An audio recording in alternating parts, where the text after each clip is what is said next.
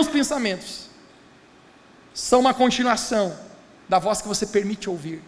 Em 2 Coríntios capítulo 10, no verso número 3, palavras do apóstolo Paulo, ele vai declarar a respeito dessa guerra de pensamentos e como nós podemos guerrear contra o inimigo em nossa vida. Em 2 Coríntios 10, 3 ele diz: pois embora vivamos como homens, não guerreamos segundo padrões humanos. Diga bem alto comigo, guerreamos. Pois as armas com as quais lutamos não são humanas, pelo contrário, são poderosas em Deus para destruir fortalezas. Alguém diga bem alto comigo, fortalezas, 1, 2, 3. Quando o apóstolo Paulo escreveu essa palavra chamada fortalezas, ele estava usando exatamente uma figura familiar para o contexto onde eles estavam inseridos. Os militares costumavam construir fortalezas no meio da guerra para que isso fosse um refúgio para eles. Você está vendo agora aqui uma fortaleza. Isso era como um refúgio no meio da guerra. Existe uma guerra acontecendo, onde eu não tenho descanso, então o que eu faço? Eu vou para a fortaleza. Essa fortaleza supostamente deveria ser um lugar de refúgio e proteção. Agora Paulo está dizendo aqui: mas as armas, as nossas armas espirituais, são poderosas em Deus para destruir fortalezas. Talvez você está dizendo: Mateus, não faz sentido. A fortaleza não deveria ser um lugar bom? Não deveria ser um lugar de descanso e refúgio em minha guerra? E Paulo está dizendo que as armas em Deus são poderosas para destruir fortalezas. E aqui está o ponto, conecte-se agora, me deixe presente sua atenção. A fortaleza poderia ser um lugar de proteção, mas a pergunta que eu faço para você: e se o inimigo cercar você ao redor da fortaleza, aquilo que deveria ser para proteger você, pode se tornar o lugar que se torne incapaz de você sair. Aquilo que deveria proteger você, pode ser a armadilha do inimigo, para te deixar preso em um lugar. A figura espiritual sobre fortalezas é como se muitos estivessem trancados dentro dos seus próprios pensamentos destrutivos. Você entrou dentro de uma fortaleza para se proteger, mas agora o inimigo cercou você. O pensamento era: eu não quero me machucar de novo, eu não quero me relacionar novamente, foi tão traumático o relacionamento, eu não quero mais me relacionar, e eu não quero mais me machucar, me expor, e aquilo que era para proteger você, a fortaleza para proteger, agora você está preso dentro disso, e impede você de viver a vida que Deus criou você para viver. O pensamento era: foi traumático o fracasso, foi traumático quebrar financeiramente, eu passei tanta vergonha, eu fui exposto, e agora eu não quero me expor novamente, eu não quero tentar de novo, porque se eu fracassar de novo, aquela mesma dor que eu senti, eu vou sentir de novo. E o pensamento, a fortaleza que era para proteger você, você está cercado pelo inimigo,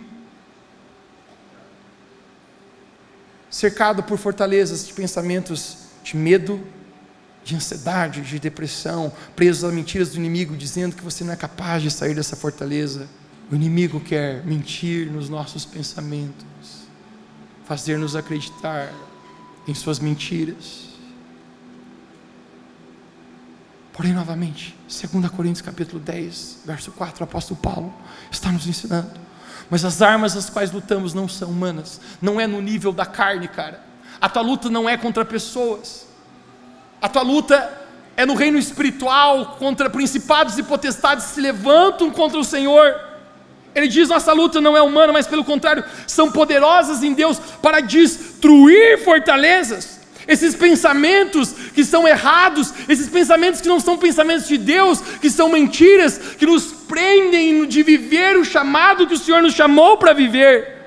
No verso 5 ele diz: destruindo argumentos e toda pretensão que se levanta contra o conhecimento de Deus, e levamos cativos todo pensamento para torná-los obediente a Cristo. Você pode dizer comigo, diga: levando cativo todo pensamento para torná-lo obediente a Cristo. Sabe o que eu descobri na minha vida, cara? Que os pensamentos ruins, os pensamentos de ansiedade, de depressão, de morte, de medo, nunca vão parar de vir. Não existe isso, cara. Não foi assim comigo, não vai ser assim com você. Pensamentos vêm o tempo inteiro.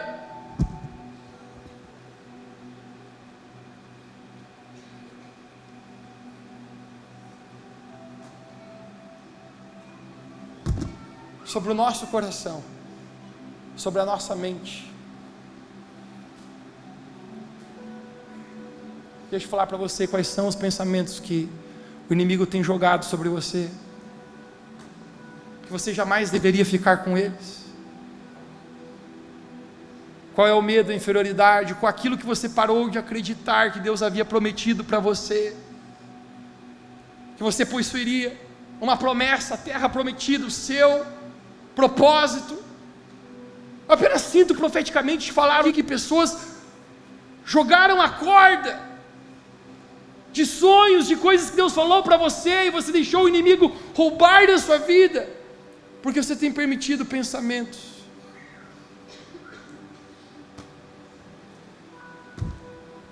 Pensamentos roubar a fé do seu coração. Eu não posso impedir que os pensamentos venham até mim, sim ou não?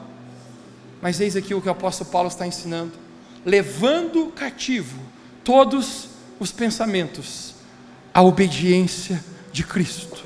Você sabe o que significa? Eu pego todos os pensamentos que não são de Deus na minha vida, e eu os torno cativos, eu os prendo a obediência de Cristo. Eu pego esses pensamentos de destruição, esses pensamentos de ansiedade, esses pensamentos de medo, e eu digo: vocês não vão ficar na minha cabeça, mas eu estou prendendo vocês para o lugar certo. A voz de vocês esses pensamentos que eu não sou capaz, que é maior do que eu, mas a palavra de Deus fala: todas as coisas eu posso naquele que me fortalece.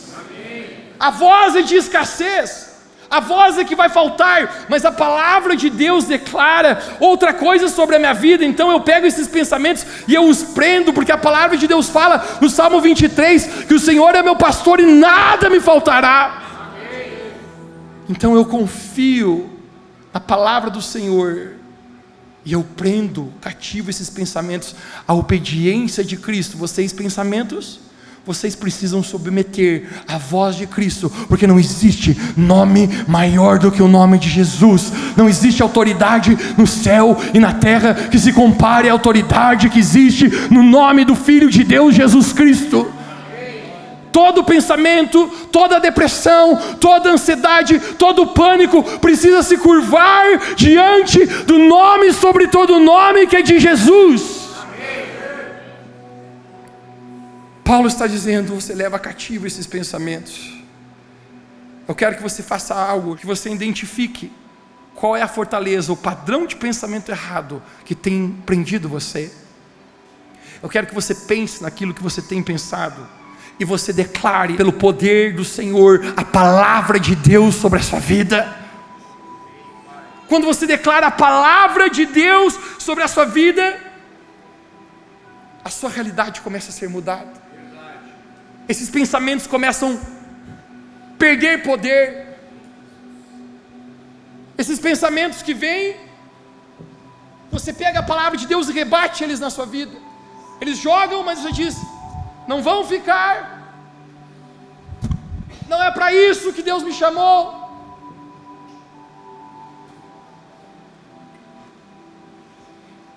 Eu gosto da declaração que diz: eu sou o que a Bíblia diz que eu sou. Eu posso o que a Bíblia, a palavra de Deus diz que eu posso. Eu tenho o que a Bíblia, a palavra de Deus diz que eu tenho. Quando eu estou declarando a palavra do Senhor, eu estou fazendo cativo todo o pensamento à obediência de Jesus Cristo. O inimigo tem tentado pisar na vida de muitas pessoas, mas a palavra de Deus nos fala que em breve o Deus de paz esmagará o inimigo debaixo dos nossos pés.